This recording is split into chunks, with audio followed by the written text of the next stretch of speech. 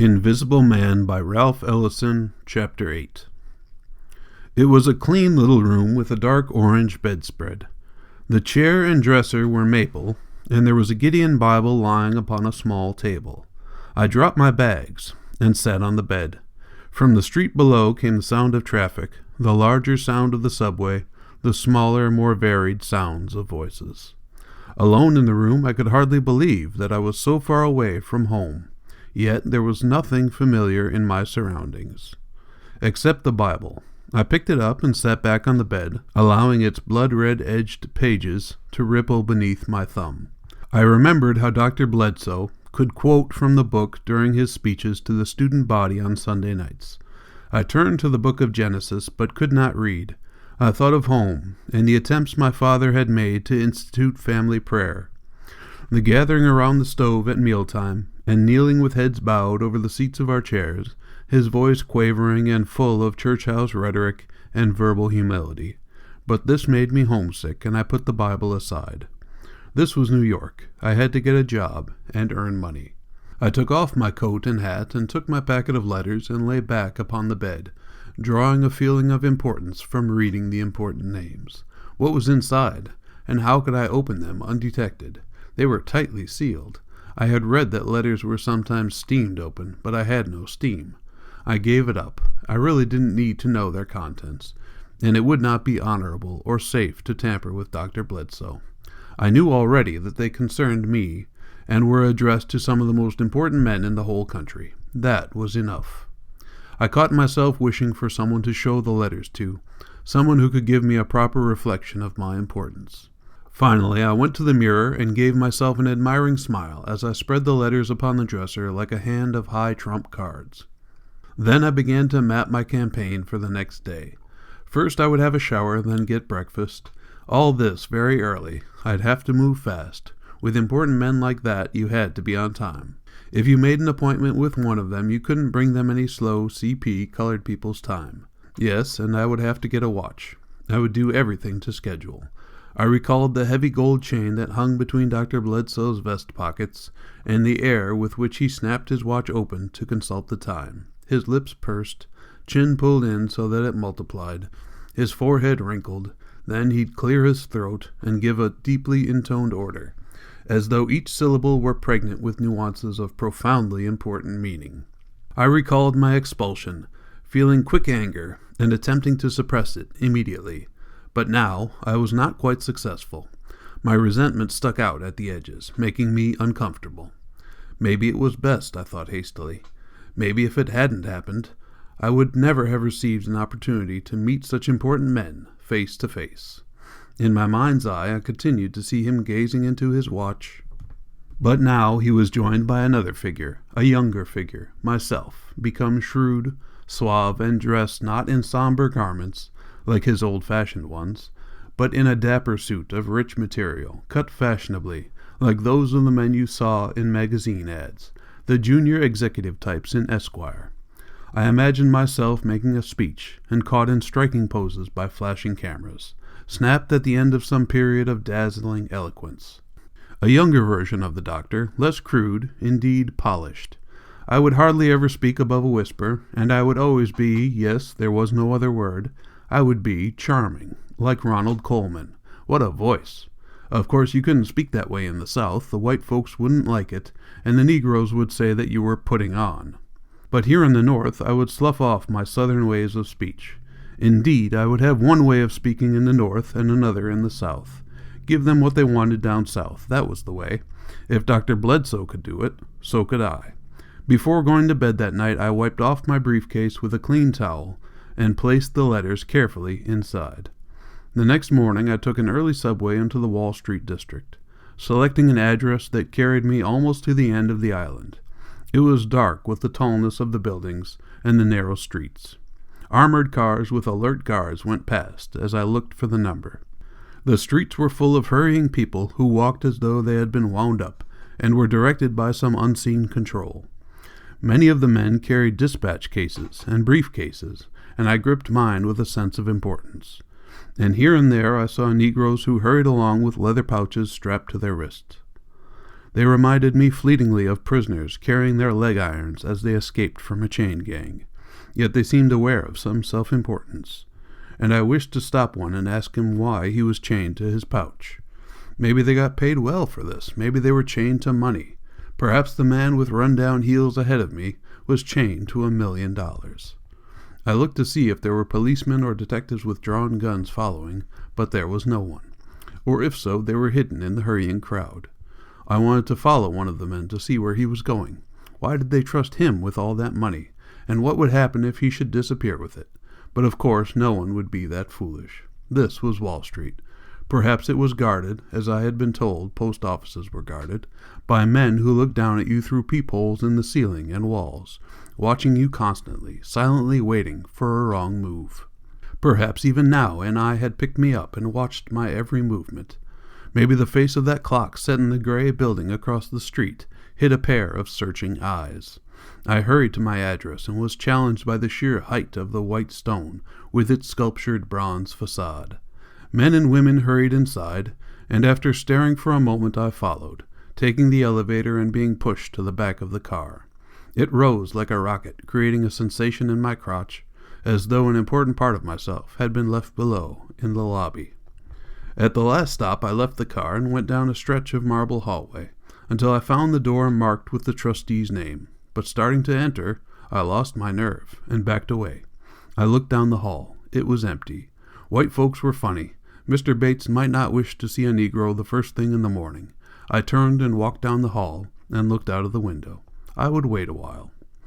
Below me lay South Ferry, and a ship and 2 barges were passing out into the river, and far out and to the right I could make out the Statue of Liberty, her torch almost lost in the fog.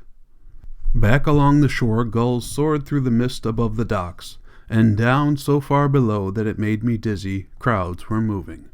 I looked back to a ferry passing the Statue of Liberty now, its backwash a curving line upon the bay, and 3 gulls swooping down behind it. Behind me the elevator was letting off passengers, and I heard the cheery voices of women going chattering down the hall. Soon I would have to go in. My uncertainty grew.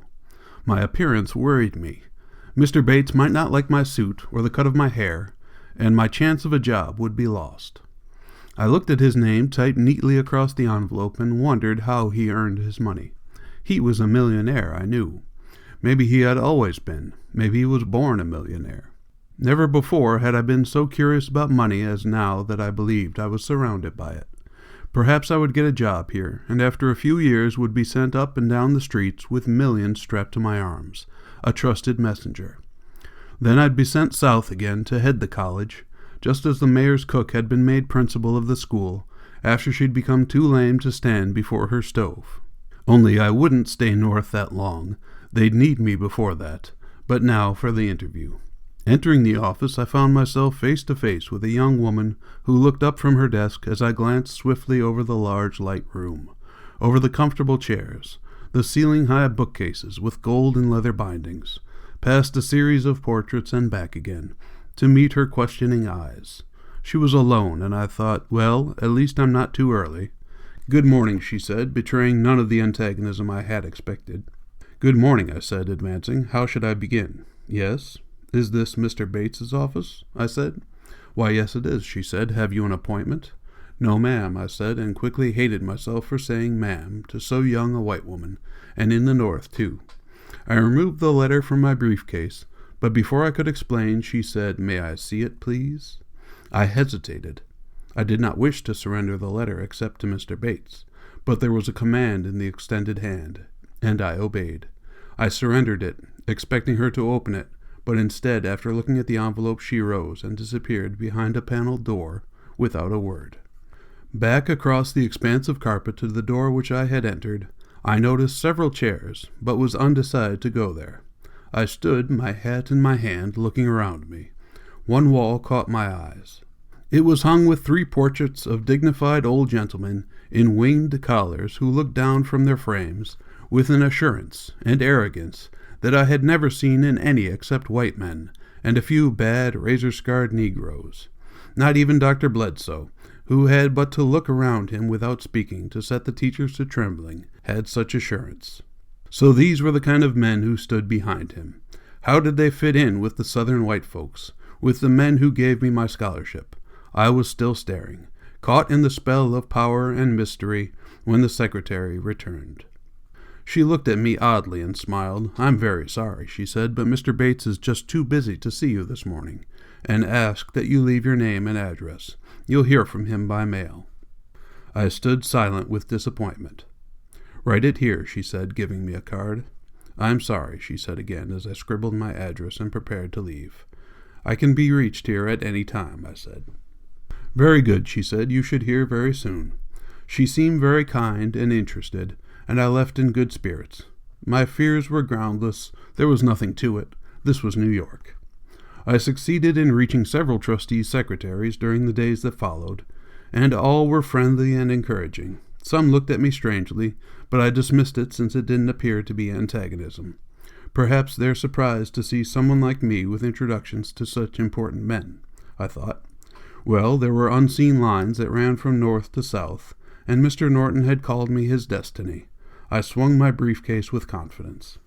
With things going so well, I distributed my letters in the mornings and saw the city during the afternoons, walking about the streets, sitting on subways beside whites, eating with them in the same cafeterias, although I avoided their tables, gave me the eerie, out-of-focus sensation of a dream. My clothes felt ill-fitting, and for all my letters to men of power, I was unsure of how I should act. For the first time, as I swung along the streets, I thought consciously of how I had conducted myself at home. I hadn't worried too much about whites as people. Some were friendly and some were not, and you tried not to offend either. But here they all seemed impersonal. And yet when most impersonal, they startled me by being polite, by begging my pardon after brushing against me in a crowd. Still, I felt that even when they were polite, they hardly saw me. That they would have begged the pardon of Jack the Bear, never glancing his way if the bear happened to be walking along, minding his business. It was confusing. I did not know if it was desirable or undesirable. But my main concern was seeing the trustees, and after more than a week of seeing the city and being vaguely encouraged by secretaries, I became impatient. I had distributed all but the letter to a Mr. Emerson, who I knew from the papers was away from the city. Several times I started down to see what had happened, but changed my mind. I did not wish to seem too impatient, but time was becoming short. Unless I found work soon, I would never earn enough to enter school by fall. I had already written home that I was working for a member of the trustee board, and the only letter I had received so far was one telling me how wonderful they thought it was, and warning me against the ways of the wicked city. Now I couldn't write them for money without revealing that I had been lying about the job. Finally, I tried to reach the important men by telephone, only to receive polite refusals by their secretaries. But fortunately, I still had the letter to Mr. Emerson. I decided to use it, but instead of handing it over to a secretary, I wrote a letter explaining that I had a message from Dr. Bledsoe and requesting an appointment. Maybe I've been wrong about the secretaries, I thought. Maybe they destroyed the letters. I should have been more careful. I thought of Mr. Norton. If only the last letter had been addressed to him. If only he lived in New York so that I could make a personal appeal. Somehow I felt closer to Mr. Norton, and felt that if he should see me, he would remember that it was I whom he connected so closely to his fate. Now it seemed ages ago, and in a different season, and a distant land. Actually, it was less than a month. I became energetic and wrote him a letter, expressing my belief that my future would be immeasurably different if only I could work for him, that he would be benefited as well as I. I was especially careful to allow some indication of my ability to come through the appeal. I spent several hours on the typing, destroying copy after copy until I had completed one that was immaculate, carefully phrased, and most respectful.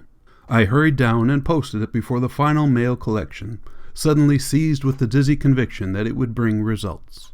I remained about the building for 3 days awaiting an answer, but the letter brought no reply, nor, any more than a prayer unanswered by God, was it returned. My doubts grew. Perhaps all was not well. I remained in my room all the next day. I grew conscious that I was afraid, more afraid here in my room than I had ever been in the South, and all the more because here there was nothing concrete to lay it to. All the secretaries had been encouraging, In the evening I went out to a movie, a picture of frontier life with heroic Indian fighting and struggles against flood, storm, and forest fire, with the outnumbered settlers winning each engagement, an epic of wagon trains rolling ever westward. I forgot myself, although there was no one like me taking part in the adventures, and left the dark room in a lighter mood. But that night I dreamed of my grandfather, and awoke depressed. I walked out of the building with a queer feeling that I was playing a part in some scheme which I did not understand. Somehow I felt that Bledsoe and Norton were behind it, and all day I was inhibited in both speech and conduct, for fear that I might say or do something scandalous. But this was all fantastic, I told myself. I was being too impatient. I could wait for the trustees to make a move. Perhaps I was being subjected to a test of some kind. They hadn't told me the rules, I knew, but the feeling persisted. Perhaps my exile would end suddenly, and I would be given a scholarship to return to the campus. But when? How long? Something had to happen soon. I would have to find a job to tide me over. My money was almost gone, and anything might happen. I had been so confident that I had failed to put aside the price of train fare home. I was miserable, and I dared not talk to anyone about my problems, not even the officials at Men's House, for since they had learned that I was to be assigned to an important job, they treated me with a certain deference. Therefore I was careful to hide my growing doubts. After all, I thought, I might have to ask for credit, and I'll have to appear a good risk. No, the thing to do was to keep faith. I'd start out once more in the morning. Something was certain to happen tomorrow. And it did. I received a letter from Mr. Emerson.